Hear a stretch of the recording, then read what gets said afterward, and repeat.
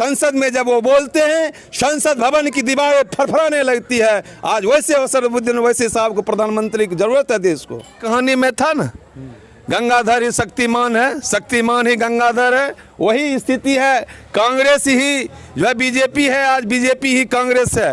आने वाले समय में असदुद्दीन साहब जो है देश के प्रधानमंत्री बने। एक असदुद्दीन ओवैसी को हराने के लिए ये जोगी भोगी ढोंगी, ये अमित शाह टकलेस तमाम लोग वहाँ जाते हैं।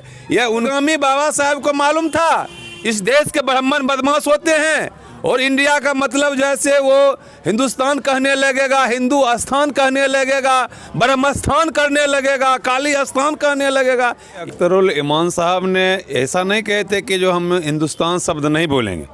उनका कहना था कि जो शपथ पत्र जो उनको थमाया गया था, दिया गया था जो शपथ लेने के लिए, वह ट्रांसलेट करके जो दिया था उर्दू का, उसमें हिंदुस्तान लिखा हुआ था, भारत नहीं लिखा हुआ था।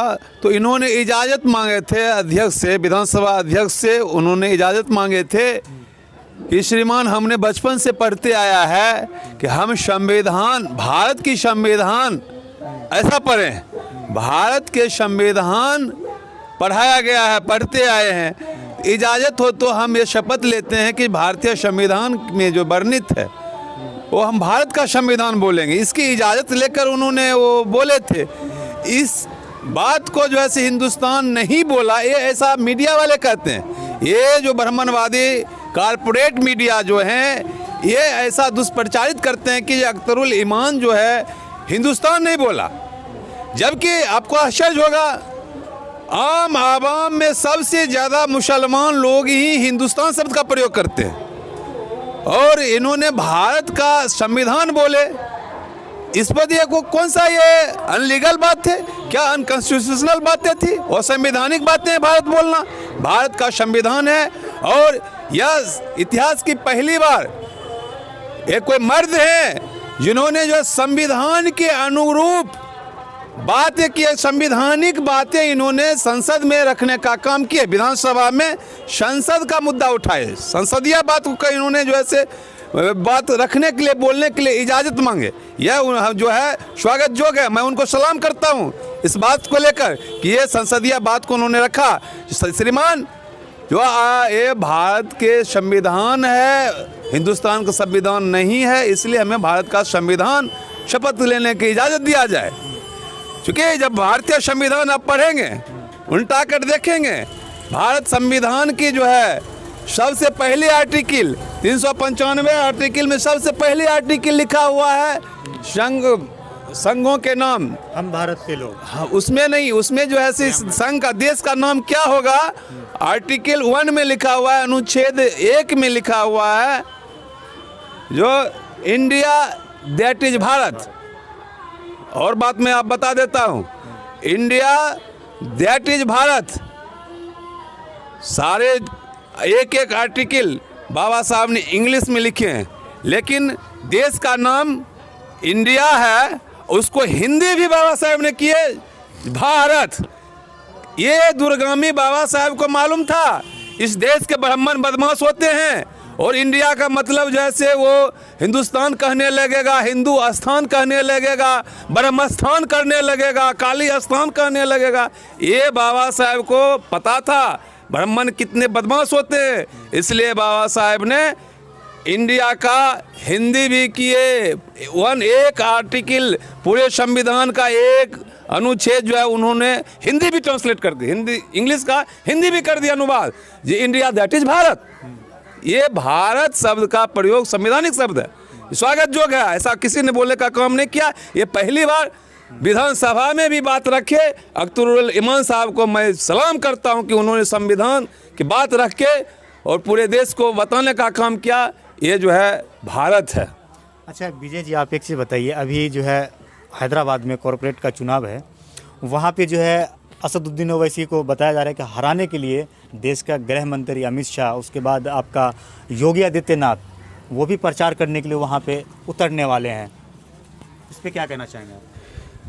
लोकतंत्र में यह बाबा साहब के संविधान तमाम लोगों को, तमाम धर्मों को संविधान इजाज़त देती है।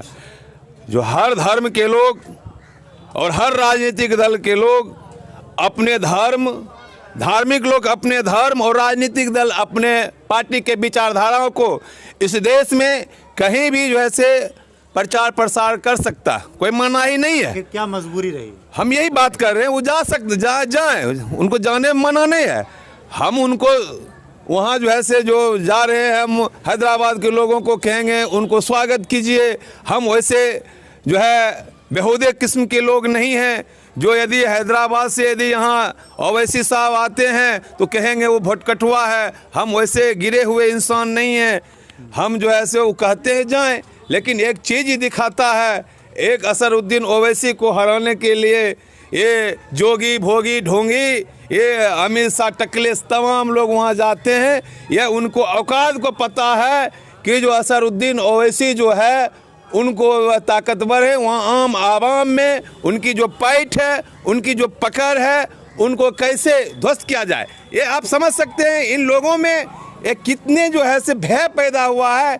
सिंगल असरुद्दीन ओवैसी जो है से इस देश में उनकी बातों को फैले नहीं, उनको घर में ही जाकर हम जो है से हराने का काम करेंगे। ताकत लगाने के लिए गए हैं तो उनको वहाँ के वो जनता सबक सिखाने का काम करेंगे, क्योंकि इस देश में जो है से ये जोगी को अच्छी तरह लोगों ने जानने और समझने की कोशिश की है। ये जोगी नहीं है, ये जो है भोगी है, ढोंगी है। यही वो जोगी है जो है कब्रिस्तान से जो है से माँ बहनों के साथ इज्जत लेने के जो है से आह्वान करते थे।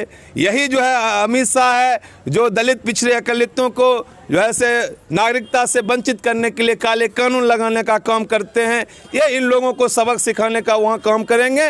इनसे कोई फर्क नहीं पड़ने वाला है। ऐसे ऐसे 10-20 जोगी और जाएगा तो पर भी वो सारंगी वहाँ बजा के आएगा। जोगी का काम है सारंगी बजाना, ये वहाँ जाएगा सारंगी बजाने का। हैदराबाद सारंगी बजाने जा रहा है। वो सारंगी बजाएगा, जोगी का वहाँ कुछ दाल गलने वाला नहीं है।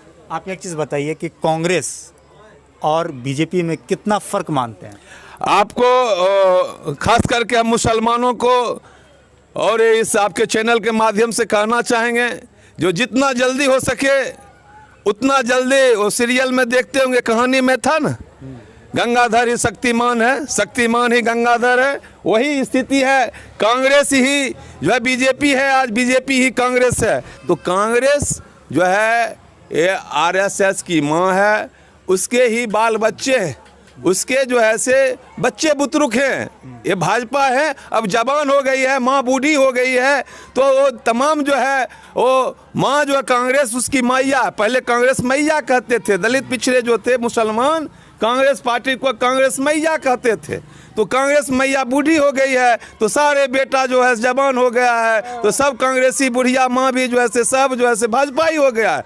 कांग्रेस और भाजपा में कोई फर्क नहीं है। लेकिन एक चीज़ बताइए, मुसलमान और यहाँ के हिंदुस्तान के जो मूल निवासी यानी कि दलित, वो अब तक कांग्रेस के ही ऊपर भरोसा क्यों जता रहे हैं, क्यों रख रहे हैं?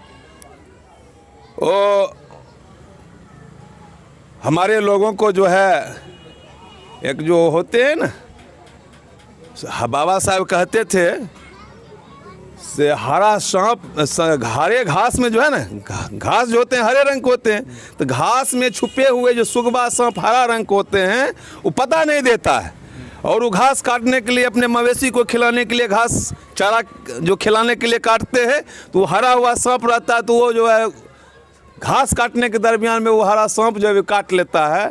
इनको जो है से वो लगता है कि हमारे अपने, इनको समझने के लिए समझ में भी हमारे लोगों को अभी तक नहीं आते हैं।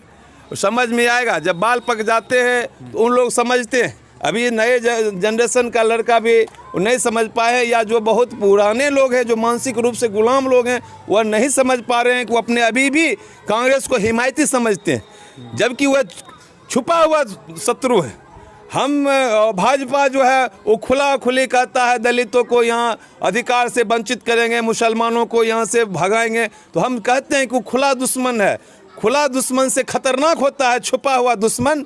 ये जितना काम जो है से भाजपा ने हमारे हित में नहीं किया होगा, ये जो भी करता है यह खुल कर करता है। कांग्रेस जो नहीं बोलता है वही करता है, छुप के करता है। सारे काम जो है कांग्रेसी दलित मुसलमानों के खिलाफ किया है। उसका जो सच्चर कमीशन रिपोर्ट है उसका देखिए, मुसलमानों की जो स्थिति है, कांग्रेस ने सच्चर कमीशन का आयोग जो बैठाया था उसमें रिपोर्ट आया था कि मुसलमानों की स्थिति जो है दलितों से भी बदतर स्थिति है, चाहे शिक्षा के क्षेत्र में हो, चाहे कि जो नौकरी के क्षेत्र में हो, आर्थिक के क्षेत्र में हो, हर जगह जो है से मुसलमानों का पिछड़ेपन है, जो दलितों से बदतर स्थिति है। कांग्रेस ने बताने का काम किया। ये देश के आरएसएस वाला हिंदुत्व विचारधाराओं को हम तो मुसलमानों को चौपट कर दिए, अरे यार बर्बाद कर दिए। जब ये लोग कहते थे मुसलमान का तुष्टीकरण करते हो तो उन्होंने आयोग बना के जो समझा दिया, अरे मुसलमान को मैंने बर्बाद कर दिया यार। फिर भी यदि मुसलमानों को यदि लगता है कि कांग्रेस ही वो हिमायती है तो लोगों को यदि अभी हम लोग बताते हैं तो नहीं समझ रहे हैं ना, जूता खाएंगे। यदि हमारी बातों से नहीं समझेंगे तो दुश्मनों की जूता खाने के बाद समझ जाएंगे। इत्मीनान रहिए, समझेंगे, जरूर समझेंगे। अच्छा विजय जी, आपसे एक आखिरी सवाल है, हम असदुद्दीन ओवैसी के ऊपर आते हैं। आप ये बताइए कि असदुद्दीन ओवैसी को आप कितना बड़ा नेता मानते हैं? हिंदुस्तान के लिए वो आगे क्या करेंगे? आपको लगता है कि वो यहाँ पे अपनी मजबूती और भी बढ़ाएंगे आने वाले वक्तों में और मुसलमान और दलित की आवाज़ उठाएंगे? देखिए, यह भारत की यदि आज ज़रूरत है, सही मायने में चाहते हैं, संविधान को सुरक्षित रखना चाहते हैं, राष्ट्र को सुरक्षित रखना चाहते हैं, तो इस देश के लिए सबसे ज़्यादा ज़रूरत आज असदुद्दीन ओवैसी साहब जैसे लीडरों की ज़रूरत। उनमें एक काबिलियत है, उनमें जो है संविधान की जो है जानकार हैं, संविधान के बहुत बड़ा ज्ञाता हैं और मजलूमों से जो प्यार करते हैं, जो शोषितों दलितों पिछड़ों के लिए जो आवाज़ उठाते हैं। आज हम चाहते हैं और देश आवाम चाहती है कि जो इनको भारत के जो है प्रधानमंत्री बने, भारत के प्रधानमंत्री के रूप में हम लोग देखना चाहते हैं असदुद्दीन ओवैसी साहब को। आने वाले समय में असदुद्दीन साहब जो है देश के प्रधानमंत्री बने और यहाँ के दलितों पिछड़ों अकलितों को जो एक आवाज़ बने। जिस ढंग से जो है अभी अपने जान की परवाह किए बगैर जो हमेशा मजलूमों के साथ खड़ा रहते हैं, संसद में जब वो बोलते हैं संसद भवन की दीवारें फरफराने लगती है। आज वैसे असदुद्दीन ओवैसी साहब को प्रधानमंत्री की ज़रूरत है देश को। चलिए, बहुत बहुत शुक्रिया। तो यहाँ पे हमारे साथ जो है विजय पासवान जी थे और इनसे हमने राय जानी, इन्होंने जो कहा वो आपने सुना। आपको क्या लगता है कमेंट करके हमें इस वीडियो के नीचे ज़रूर बताइएगा। जय हिंद, जय भारत, अपना ख्याल रखिए, हंसते रहिए, मुस्कुराते रहिए।